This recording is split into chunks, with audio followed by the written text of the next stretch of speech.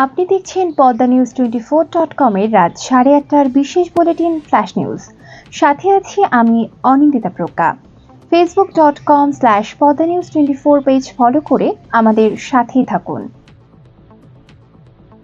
ভারতের ভিত্তিহীন অভিযোগের প্রতিবাদে বুধবার বেলুচিস্তানের কোয়েটায় বিক্ষোভ করেছে হিন্দু সম্প্রদায়ের সদস্যরা। কাশ্মীরের পেহেলগামে সন্ত্রাসী হামলার ঘটনায় পাকিস্তানের বিরুদ্ধে অভিযোগ তোলে ভারত। এই অভিযোগের বিরুদ্ধে প্রতিবাদের নামে হিন্দুরা প্রাদেশিক পরিষদের পিপিপির সংখ্যালঘু সদস্য সঞ্জয় কুমারের নেতৃত্বে বিক্ষোভে নারী পুরুষ উভয়েই অংশ নেন। তাদের হাতে ছিল মোদি বিরোধী এবং ভারত বিরোধী প্লাকার্ড ও ব্যানার। তারা ভারতীয় প্রধানমন্ত্রী ও তার সরকারের বিরুদ্ধে স্লোগান দেন। একই সঙ্গে পেহেলগাম হামলায় পাকিস্তানের সম্পৃক্ততার অভিযোগ প্রত্যাখ্যানও করেন। সঞ্জয় কুমার বলেন, পাকিস্তানের হিন্দু সম্প্রদায় দেশের সশস্ত্র বাহিনীর সঙ্গে একতাবদ্ধ। যদি ভারত আগ্রাসনের চেষ্টা করে তবে পাকিস্তানের 1 কোটি হিন্দু সেনাবাহিনীর পাশে দাঁড়াবে। বিএনপির সিনিয়র যুগ্ম মহাসচিব রুহুল কবির রিজভী সুনির্দিষ্টভাবে নির্বাচনের তারিখ ঘোষণার কথা বলেন। সেই সাথে জনগণের ক্ষমতা জনগণের কাছে ফিরিয়ে দেবার দাবি জানান। বৃহস্পতিবার দুপুরে শ্রমিক দিবস উপলক্ষে আয়োজিত সমাবেশে তিনি এসব কথা বলেন। বিএনপি নেতা বলেন, উস্কানি দেওয়া ঠিক হবে না। ফ্যাসিবাদের উত্থান হলে কেউ বাঁচতে পারবে না। বর্তমান সরকারকে জনগণের আকাঙ্ক্ষার প্রতিফলন ঘটাতেই হবে।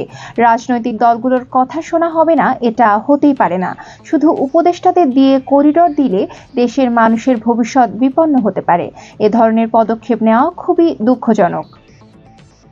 দীর্ঘ 33 বছর জাহাঙ্গীরনগর বিশ্ববিদ্যালয় কেন্দ্রীয় ছাত্র সংসদের নির্বাচনের তফসিল ঘোষণা করা হয়েছে। 31 জুলাই ভোট গ্রহণ হবে। সকাল 9টা থেকে বিকেল 5টা পর্যন্ত চলবে। একই দিনে হল সংসদ নির্বাচনও হবে। বুধবার রাত 12টার পর বিশ্ববিদ্যালয়ের কাউন্সিল কক্ষে আয়োজিত সংবাদ সম্মেলনে এই ঘোষণা দেন বিশ্ববিদ্যালয়ের উপাচার্য অধ্যাপক কামরুল আহসান। সবশেষ 1992 সালে অনুষ্ঠিত হয়েছিল নবম জাকসু নির্বাচন। এরপর থেকে প্রায় 33 বছর নিষ্ক্রিয় ছিল শিক্ষার্থী সংসদ। যে সকল মানুষ সাংবাদিকতার পেশায় যুক্ত থেকেও জাতিসংঘ স্বীকৃত মানবাধিকার লঙ্ঘনকারীর পক্ষ অবলম্বন করে তাদের নামের শুরুতে সাংবাদিক না লেখার আহ্বান জানিয়েছে সিনিয়র সচিব পদমর্যাদায় মেক্সিকোতে নিযুক্ত রাষ্ট্রদূত মুশফিকুল ফজল আনসারি। বৃহস্পতিবার সকালে নিজের ভেরিফাইড ফেসবুক আইডিতে এ বিষয়ে পোস্ট করেন তিনি। ব্যক্তিগতভাবে তিনি তাদের সাংবাদিক মনে করেন না বলেও উল্লেখ করেন। পোস্টে লেখেন, বাংলাদেশের হাজারো মানুষের প্রাণ হরণকারী জাতিসংঘ স্বীকৃত মানবাধিকার লঙ্ঘনের দায়ে অভিযুক্ত পলাতক ওই খুনির পক্ষাবলম্বনকারীরা সাংবাদিক হতেই পারে না। প্রায় 1 যুগ বাংলাদেশের মানুষের অধিকারের কথা বিশ্ব দরবারে তুলে ধরা সাবেক সাংবাদিক প্রতিটি গণমাধ্যমের প্রতি আহ্বান জানিয়েছে হাসিনার অনুচর সুবিধাভোগী লুটেরা এবং খুনিরা সমর্থকদের নামের আগে সাংবাদিক লেখা পরিত্যাগ করতে বলেন। জিম্বাবুয়ের বিপক্ষে 2 ম্যাচের টেস্ট সিরিজটি 1-1 সমতায় শেষ হয়েছে। সিলেট টেস্টে হারলেও চট্টগ্রামে দ্বিতীয় টেস্টে ইনিংস ব্যবধানে জিতেছে টাইগাররা। সিরিজ জুড়ে দুর্দান্ত বোলিং করেছেন মেহেদী হাসান মিরাজ। তার প্রতিফলন হিসেবে আইসিসি থেকেও সুখবর পেয়েছেন তিনি। বুধবার পুরুষ ক্রিকেটারদের র্যাঙ্কিংয়ের সাপ্তাহিক হালনাগাদ প্রকাশ করেছে বিশ্ব ক্রিকেটের নিয়ন্ত্রক সংস্থা আইসিসি, যেখানে জিম্বাবুয়ে সিরিজের 2 ম্যাচে 15 উইকেট শিকার করে 4 ধাপ এগিয়েছেন মিরাজ। টেস্ট বোলারদের র্যাঙ্কিংয়ে 26তম স্থানে উঠেছিলেন তিনি। প্রথম ম্যাচে হারলেও প্রথম বাংলাদেশি হিসেবে তৃতীয়বার এক টেস্টে অন্তত 10 উইকেট শিকার করেন মিরাজ।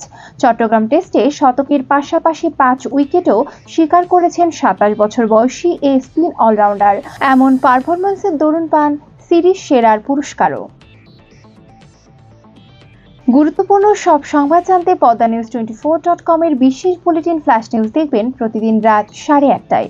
ফ্ল্যাশ নিউজ দেখতে ফেসবুকে আমাদের ফলো করুন facebook.com/poddanews24 আর ইউটিউবে সাবস্ক্রাইব করুন youtube.com/@poddanews24 চ্যানেলটি।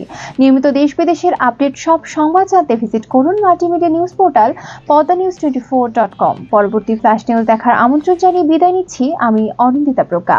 ভালো থাকুন, সুস্থ থাকুন।